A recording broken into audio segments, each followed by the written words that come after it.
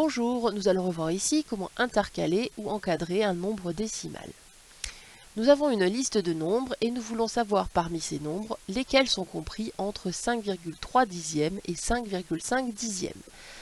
C'est-à-dire lesquels sont supérieurs à 5,3 dixièmes mais aussi inférieurs à 5,5 dixièmes.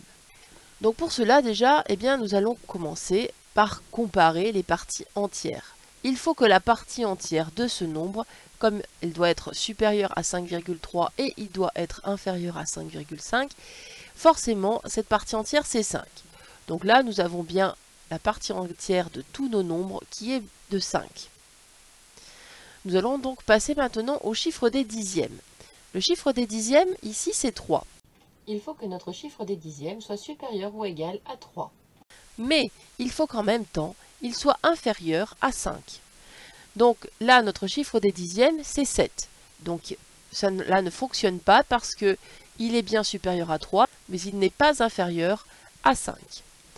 Le chiffre ici des dixièmes est 0. Cela ne fonctionne pas parce qu'il est inférieur à 3. Le chiffre des dixièmes est 5.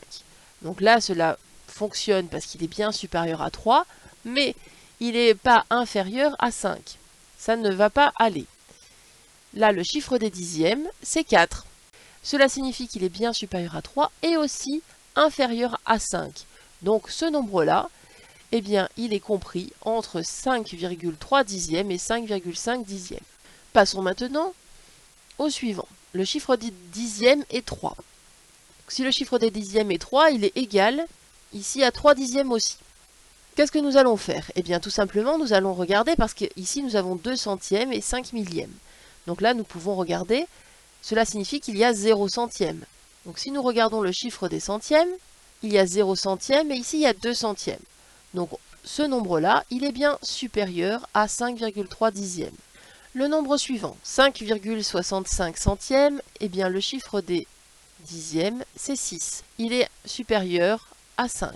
Donc ce nombre-là ne peut pas être compris entre 5,3 dixièmes et 5,5 dixièmes.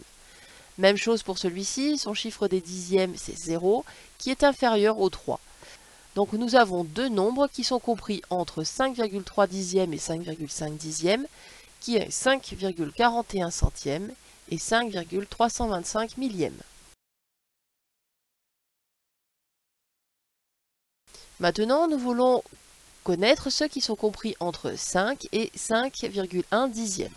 Cela signifie 5, rappelez-vous que c'est 5 unités, virgule, 0 dixième, 0 centième, etc. Au niveau des parties entières, cela fonctionne. Notre partie entière, c'est bien 5, comme tout à l'heure. Il faut que notre partie entière, ce soit forcément 5. Maintenant, nous regardons sur le chiffre des dixièmes. Le chiffre des dixièmes, ici, c'est 0. Et ici, c'est 1. Cela signifie que notre chiffre des dixièmes, ici, ne peut être que 0. Ici, le chiffre des dixièmes, c'est 7. Donc, ça n'ira pas. Le chiffre des dixièmes est 0. Donc, celui-ci, on a bien 0 dixième. C'est bien inférieur à 5,1 dixième. Il y a 2 centièmes, qui est bien supérieur au 0 centième de 5,0. Nous avons trouvé déjà le premier nombre qui sera compris entre les deux. Passons maintenant au suivant.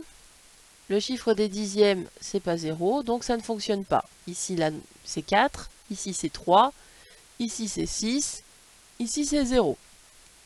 Et effectivement, le chiffre des centièmes, c'est 3, qui est bien supérieur à 0 centième ici. Nous avons trouvé un deuxième nombre, compris entre 5 et 5,1 dixième. Les deux nombres compris entre 5 et 5,1 dixième sont 5 et 27 millièmes et 5 et 3 centièmes.